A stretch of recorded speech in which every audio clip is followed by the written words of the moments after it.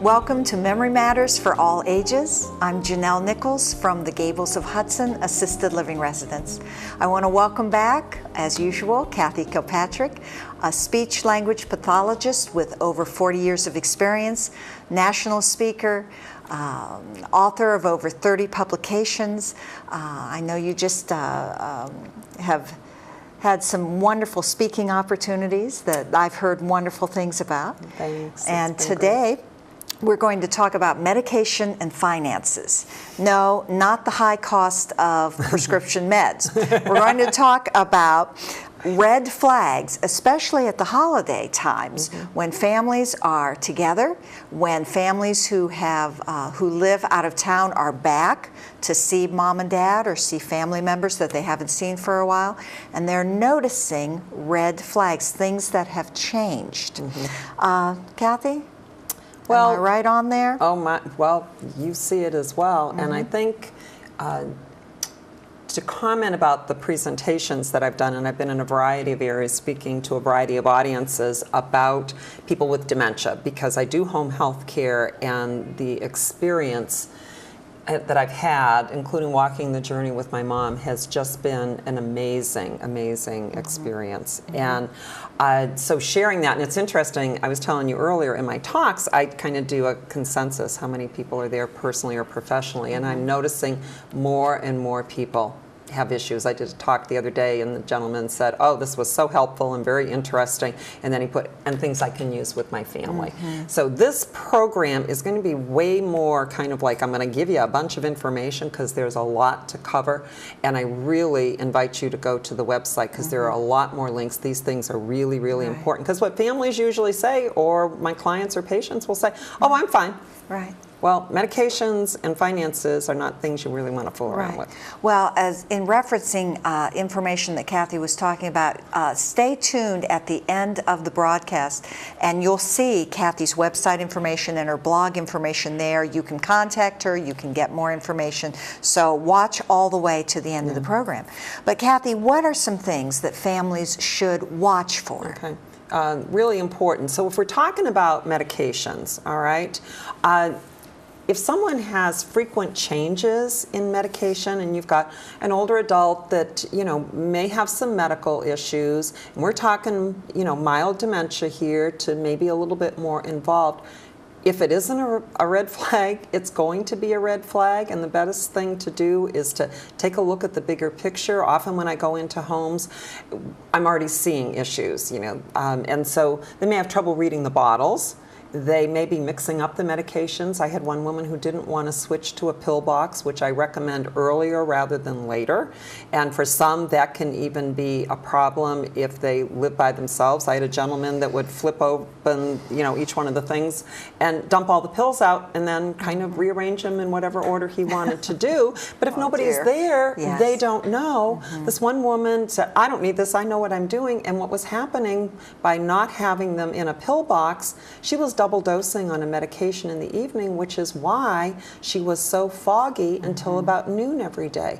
And we don't realize those kinds of things. Then it may be that they're not aware of the date or the day of the week, and what that can be a real problem. I had a gentleman who lived alone, and we finally got him from the pill bottles to the pill box, but then he wasn't sure what day it was, and a friend was going to get him a clock that had that information, but in the meantime, he was still able to use the phone. I got the time and temperature number, and so he religiously called it every day to be able to get that. So that was really nice. And then not remembering whether you took them or whether you missed them. And when I was really sick about 30 years ago, a lot of my treatment protocol was more holistic with supplements and vitamins and trying to keep track of all those. And I finally had to make myself a little chart.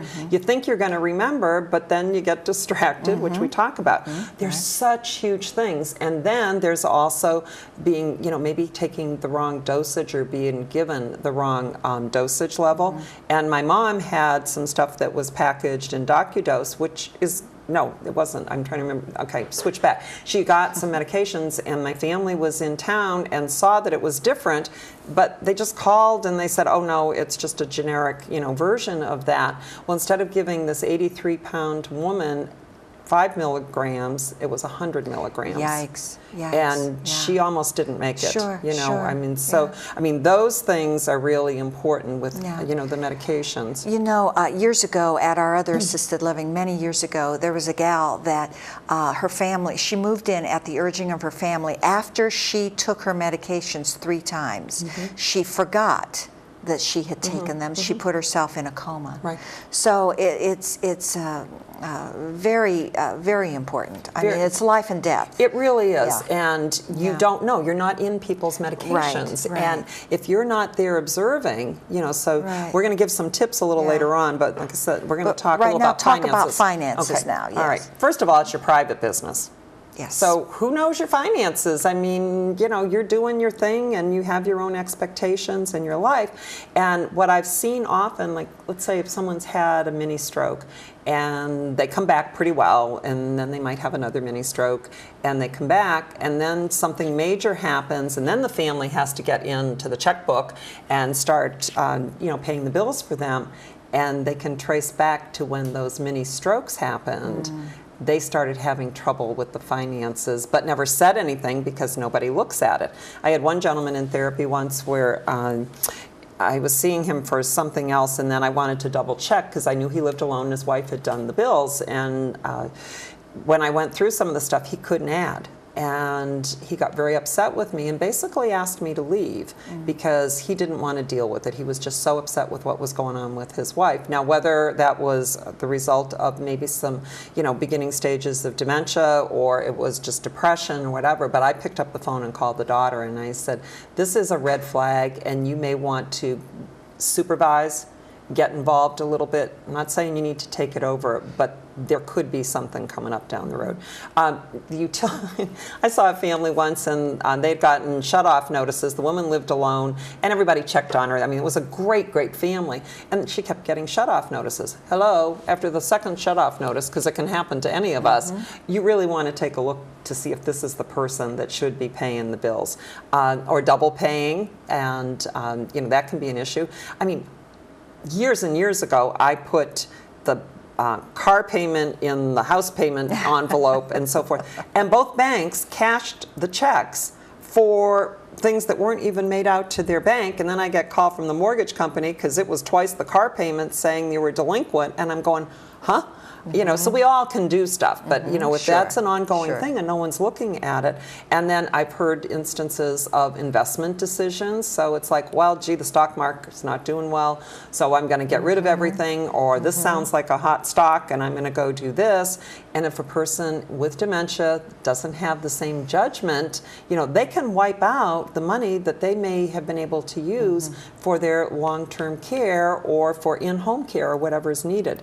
And then the other thing is that they're having trouble writing and spelling. So one woman was doing her checks and the family said she was fine. Well, I watched her make out a check. You couldn't read any of it. The numbers were hard to read, and the money amount, you know, she wanted to be independent with that. But those are things to look at because, again, you could lose everything. And then also fraud. But then what if a person has vision problems, excuse me, or they're online and they've got tremors and they're hitting the wrong money amount and there's nobody checking it?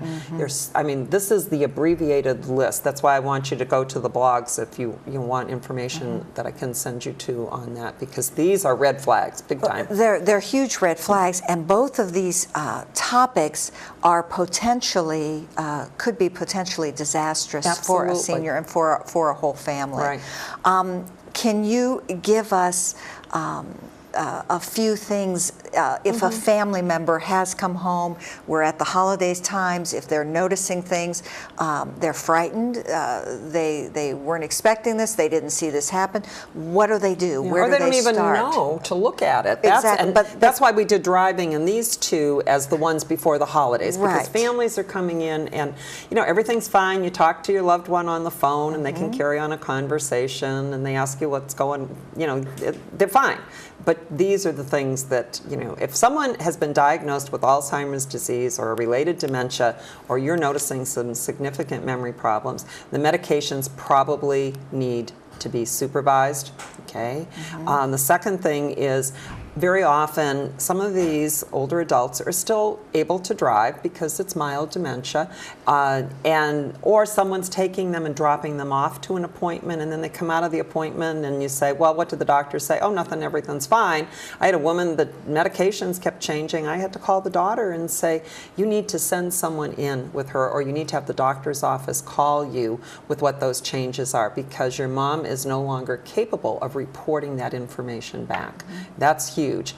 Sometimes you can only give them what they need to take because they might get into other ones. I have someone I was seeing recently, and someone's coming in to do med reminders with him, but the family set it up for a month, and so each has its own box, and those are locked up so that they're not there, so we don't do Monday of one week and then Monday in another box. You know, there's so many issues that can be definitely a problem.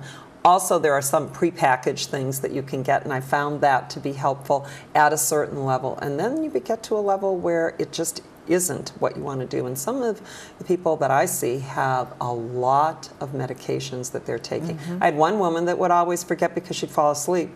And she'd forget her night medication because she'd go watch TV. She lived alone, and that was an important medication for her.